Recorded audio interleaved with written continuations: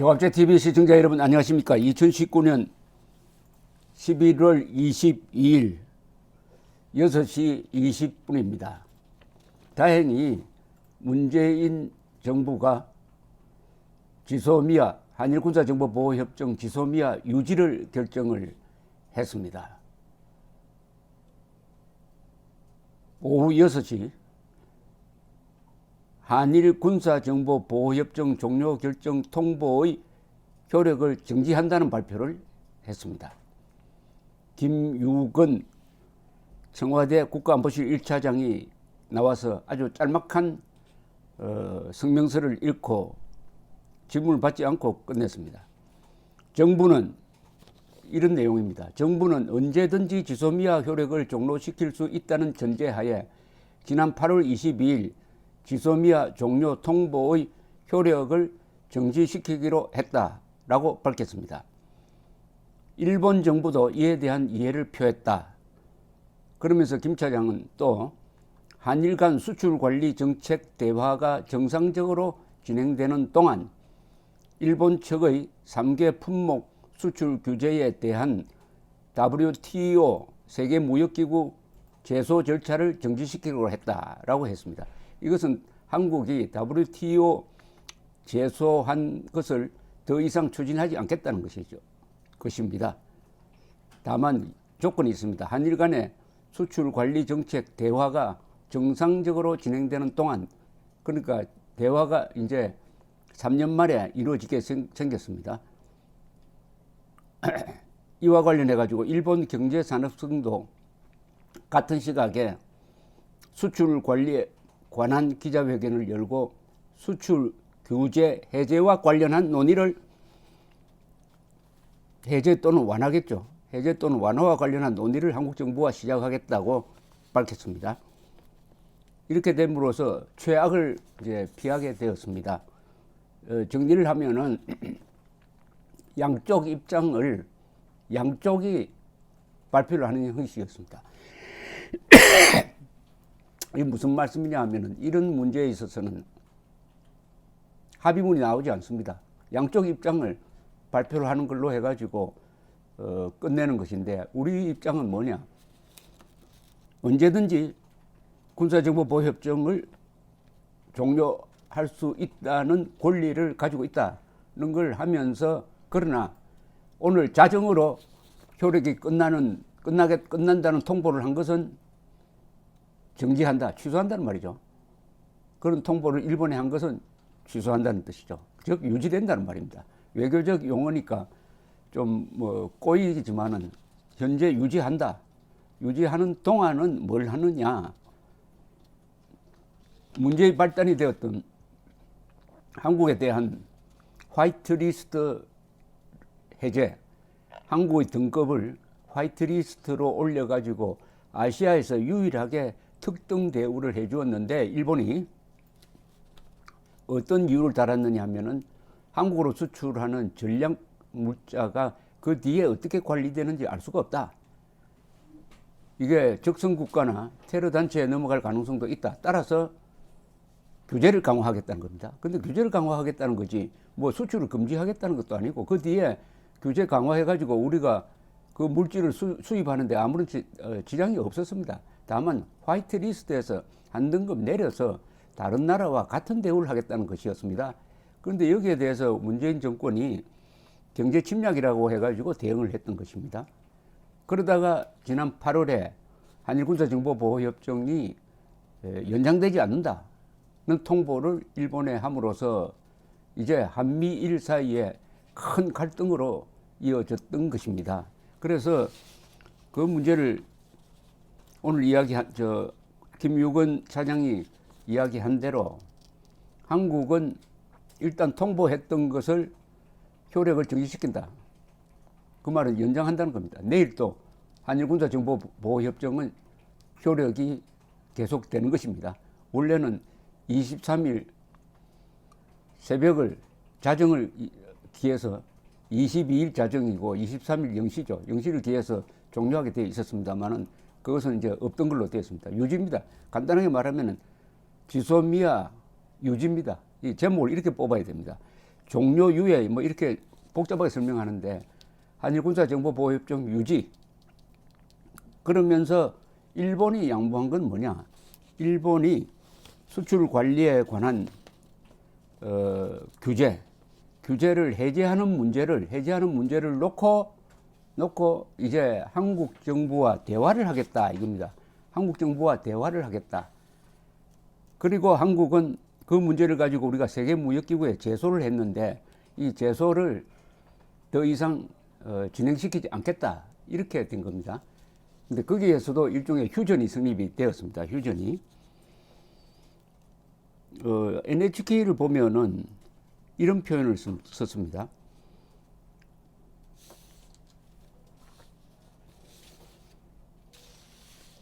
한국이 수출 관리의 개선을 위한 의욕을 보이고 있기 때문에 정책 대화를 하기로 했다. 국장급의 정책 대화를 하기로 했다. 이렇게 발표를 했네요. 이것은 일본 입장에서는 한국이 전략물자를 일본이 한국에 수출하면 그것을 사후 관리를 잘 하겠다는 뜻을 보였으므로 일본도 그러면은 수출 규제를 엄격하게 한 것을 완화 또는 해제하는 문제에 대해서 논의를 하기로 했다라고 발표를 했습니다. 이건 일본의 발표입니다. 그러니까 한국이 성의를 보였으므로 우리도 거기에 대응해서 대화에 나서겠다. 그러니까 일본은 일체 이 지소미아에 대해서는 입장을 표명하지 않았습니다. 그것은 한국이 발표하는 그에 따라라 이렇게 된 거죠. 양쪽이 각각의 발표를 한 것입니다. 이런 것도 아주 외교 현장에서 좀 보기 힘든 겁니다. 일본에는 발표 주체가 경제산업성이었습니다. 한국은 안보실이었어요. 이게 외교부가 해야 되는 게 또는 국방부가 해야 되는 게 맞는데 이 한국의 안보실이 힘이 너무 세다는 느낌이 듭니다. 이것은 왜냐하면 이렇습니다. 대통령 비서실입니다. 비서실에 속하는 사람은 법적 권한이 없어요. 외교부 장관이나 국방부 장관은 다 법에 그 직무 권한이 정해져 있습니다. 그 권한을 안보실의 누군가 대행을 해가지고 발표하는 것은 정부 조직의 운영에서 상당한 문제가 있습니다. 이게 좀 위헌 소지가 있을 수가 있어요. 어쨌든 이렇게 되고 나니까 조갑재 TV는 오늘 좀 바빴습니다. 오후에는 정경두 국방장관이 급거 귀국했다는 소식을 듣고 이게 뭐가 좀 막판에 물밑 교섭, 한일 간의 물밑 교섭이 이루어지고 있구나. 그동안에 미국이 공을 들여가지고 한국, 일본에 중재를 시도한 것이 막판에 어떤 결실을 보겠구나 해서 제가 오후 한 3시 반쯤 사태가 유동적이다 하는 기사를 올렸습니다. 그러다가 한 5시 좀 되니까 NHK에서 먼저 기사가 나왔습니다. NHK 특종입니다.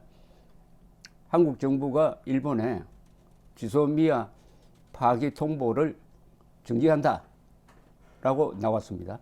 그 다음에 6시에 발표가 있었는데 오늘 조갑재 TV를 보신 분들의 댓글을 쭉 읽어보면은 정말 한국 사람들이 조국을 걱정하고 특히 대통령을 걱정하고 있다는 게 절절히 느껴졌습니다. 그나마 다행이다가 많았습니다. 그나마 다행이다. 또는 이것은 문재인 대통령이 잘한 일 제1호로 기록되어야 한다. 오늘 댓글에서는 문재인 대통령이 그나마 잘했다는 이야기가 많았어요. 잘했다. 왜 이렇게 문제를 만들었느냐 하는 비판도 많았지만 일단 잘했다. 이게 한국 자유우파 진영의 아주 마음입니다. 잘하면 잘했다고 합니다. 그러니까 한국 우파 진영이 좌파를 비판하는 그 논점을 보면은 사람을 비판하지 않습니다. 노무현 대통령을 비판하는 게 아니라 노무현 대통령의 정책을 비판합니다. 노무현 대통령이 당시에 이라크에 파병한다. 그리고 한미 FTA를 추진한다 했을 때는 노무현 지지 세력인 좌파는 반대를 했고 노무현 반대 세력이었던 우파는 오히려 노무현 대통령을 편들었습니다. 이게 바로 사물을 객관적으로 보는 거죠. 객관적으로.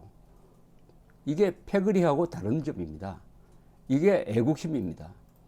어떤 사람을 평가할 때 그 사람을 나쁘다 좋다 평가하는 것이 아니라 그 사람의 행동이 좋다 나쁘다로 평가하는 게 그게 문명국가의 이 사고방식이죠. 어쨌든 이렇게 함으로써 오늘 자정까지 조마조마하게 기다릴 필요가 없이 일단 안도의 한숨을 내쉬었다.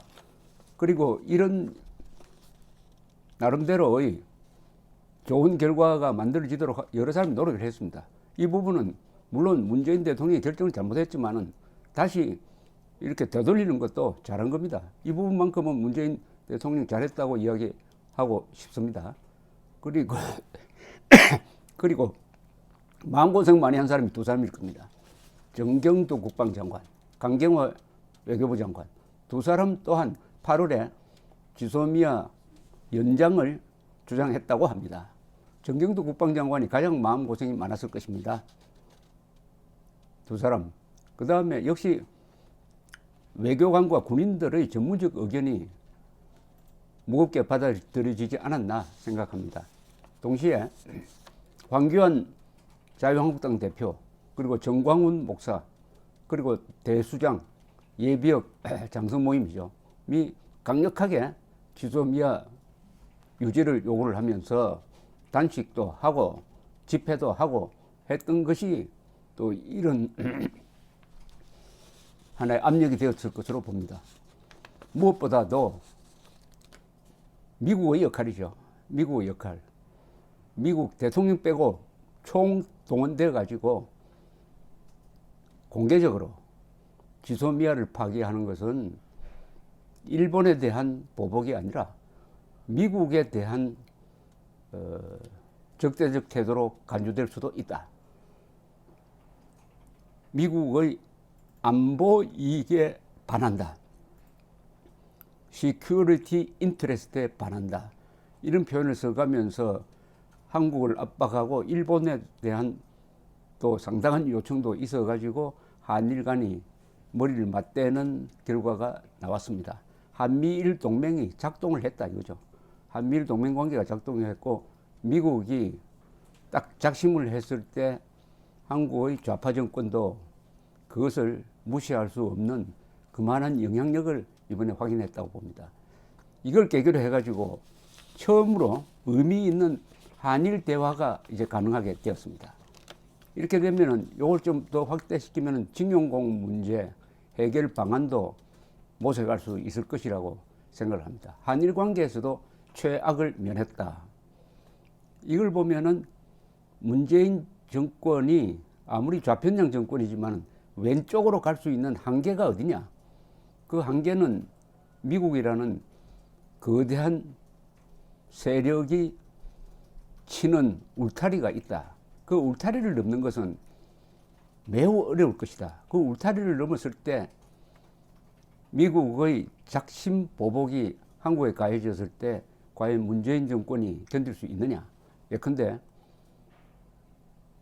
자동차 수출에 대한 고관세, 관세율을 뭐 25%나 매겨버렸을 때 한국 자동차가 거의 반을 미국에 수출하는데 치명적 타격을 받는다. 부품업체도 마찬가지다. 이걸 견딜 수 있느냐? 이런 것까지 다 계산이 반영된 결정이라고 생각합니다. 저는 오늘 아침부터 오늘 자정이 다가오면은 최악의 경우에 대응해서 준비를 해야 되는데 상당히 마음이 무거웠습니다. 그리고 오후에는 오늘 날씨도 좋고 해서 전쟁기념관에 갔다 왔습니다. 전쟁기념관에 가서 대한민국을 지키기 위해서 돌아가신 분의 명단이 적혀 있는 그 호를 쭉 걸어봤습니다.